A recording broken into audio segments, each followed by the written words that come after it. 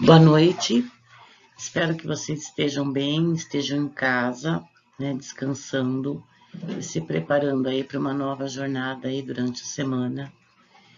E a gente vai falar hoje da sessão 1.4, que vai falar da Idade Medieval e o pensamento cristão.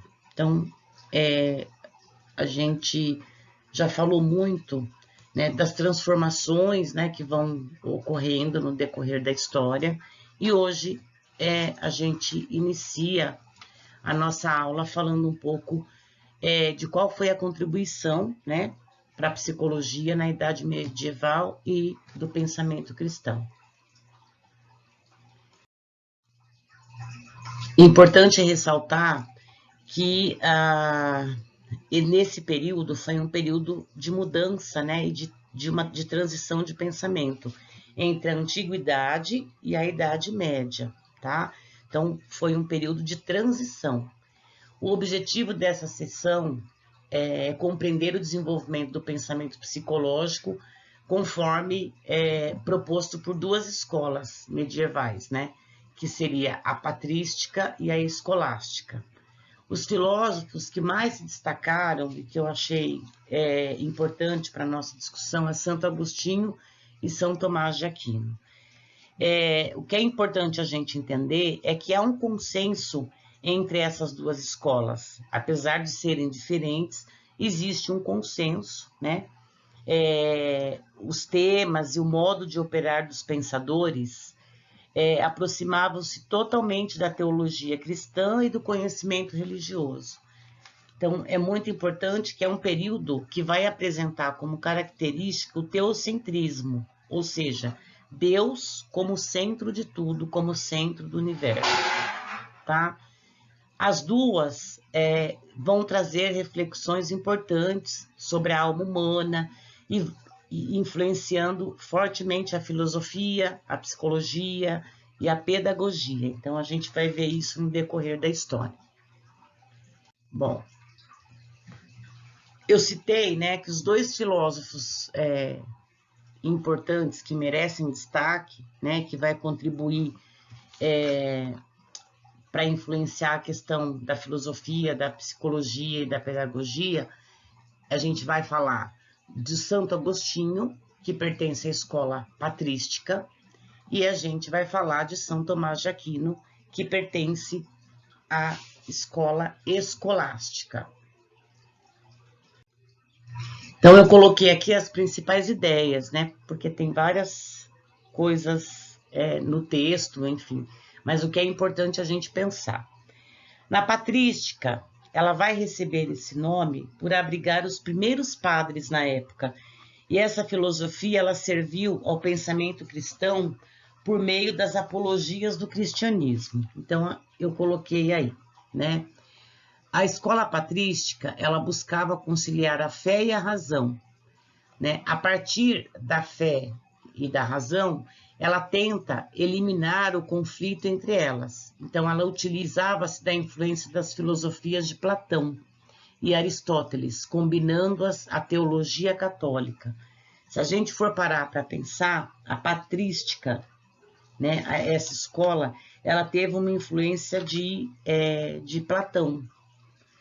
Quando a gente começa, né, a falar um pouco o pensamento platônico, que foi difundido, né, por eles, pelos patrísticos, adveio que na verdade é o chamado neoplatonismo, ou seja, um novo platonismo, tá?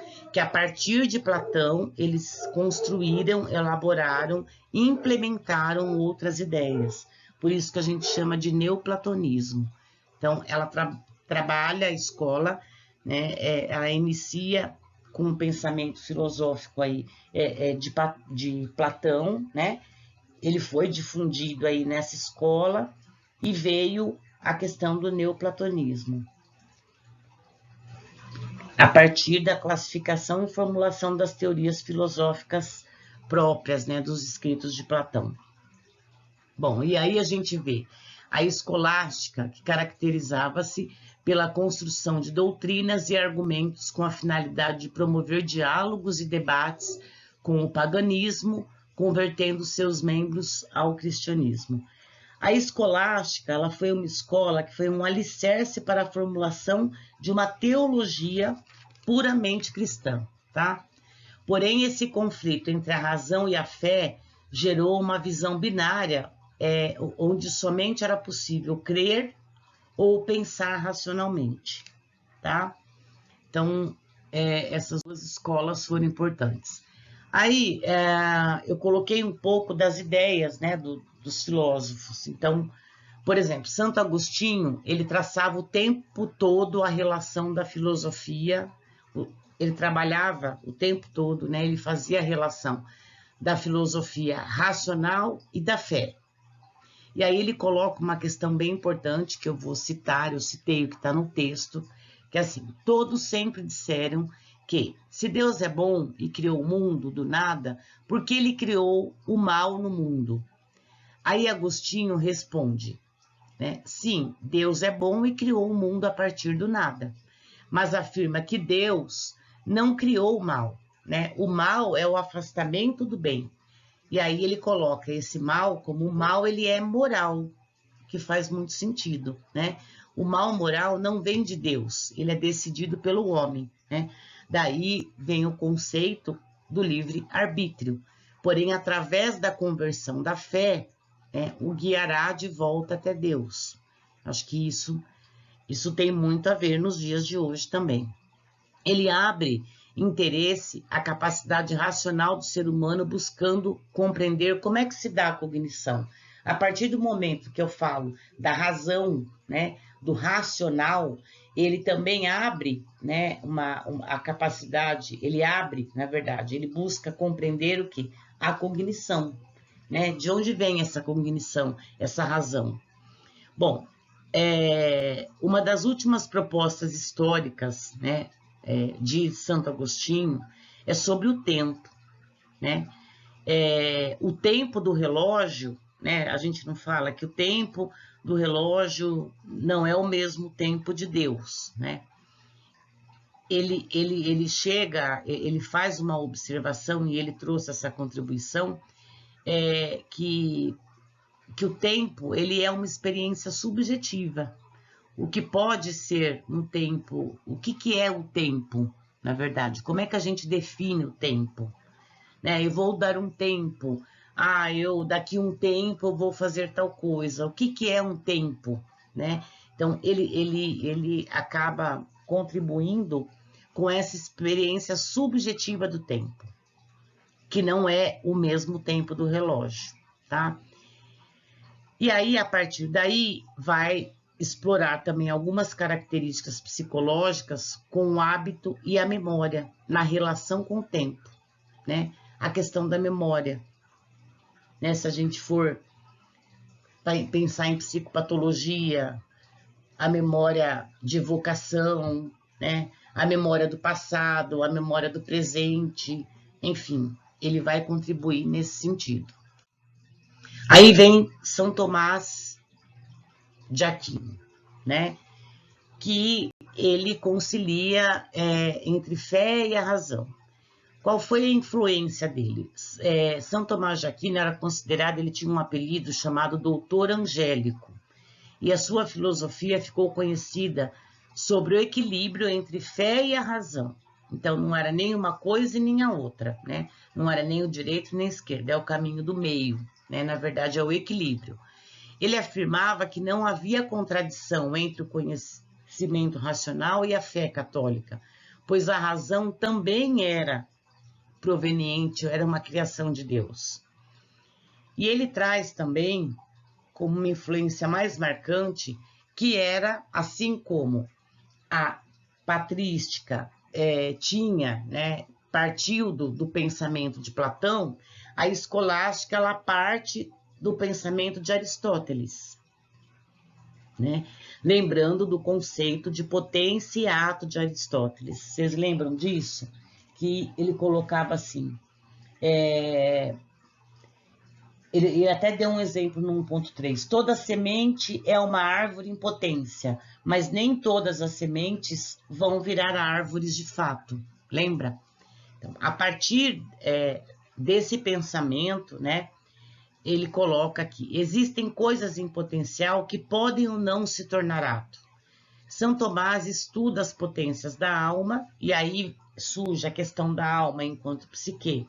Então, por exemplo, ele traz aqui também no nosso livro, né, alguém pode ter uma genética voltada para a inteligência e até demonstrar comportamentos inteligentes. Porém, caso haja um ambiente que estimule, né, a inteligência, o resultado desse ato será muito mais evidente. Agora, ao contrário, se ele se desenvolver mais, né, mas sem estímulos, né, isso pode ser que essa pessoa não seja tão brilhante assim, né? Bom, ele estudou, né, essas potências da alma, e a alma foi uma das grandes contribuições para a psicologia, porque a alma era a psique. E aí ele, a partir de um trabalho de Aristóteles, de um tratado chamado De Anima, né, a partir daí ele escreveu os 5 gêneros de potência da alma, que também é chamado de faculdades da alma, ou seja, da psique, que é: quais são as potências? Vegetativa, sensitiva, motiva, apetitiva, intelectiva, ou seja, por exemplo, a motiva, né? O que é que motiva um aluno a estudar? Né? A questão da vegetativa, o estado vegetativo, e ele vai desenvolver no livro, inclusive, na página 57, ele faz uma síntese dessas potências, né? Até citei aqui. Bom, o que eu tenho mais para falar? Quando a gente fala, o que ele tem na página 59, ele tem uma parte que está assim: reflita, e que eu acho que é importante a gente pensar nisso. Afinal, as ideias de Tomás de Aquino demonstraram uma posição que tem relação direta com a educação. Afinal de contas, educar é justamente alterar o ambiente a fim de provocar e sensibilizar as pessoas para que aprendam. E aí ele traz uma contribuição que é da memória, né? E aí ele traz um exemplo. É por isso que decorar informações é um dos fundamentos de uma educação tradicional. Que, na verdade, essa memorização, essa educação tradicional, ela não nasceu do nada, né? Ela nasceu naquela época porque a memória era muito importante, né? Mas muitos, naquela época, poucos sabiam ler, né? Não existiam livros, né? E eles não tinham acesso à internet, a nada disso. Então, era muito importante eles memorizarem, né? Então, essa educação tradicionalista, ela se manteve e ainda se mantém nos dias de hoje. A gente tem o hábito de querer decorar, de querer memorizar todo o conteúdo, né? E aí ele fala também, né, a contribuição que é importante vocês pensarem um pouco nas 5 vias do pensamento. Se bem que é nas 5 vias do pensamento para provar a existência de Deus, né? Mas a gente não vamos entrar nessa questão de Deus, mas assim, pensar um pouco nessas vias, que é o movimento, a causa, quer dizer, ele vai colocando essas características que são importantes. Então é isso, né? O próximo capítulo a gente vai entrar no Renascimento. Eu acho que o Renascimento ele vai ficar muito mais claro a relação do Renascimento com a psicologia. Então, uma boa noite para vocês, uma boa semana, uma ótima semana. Fiquem em casa, por favor, e a gente se encontra no final de semana. Um beijo.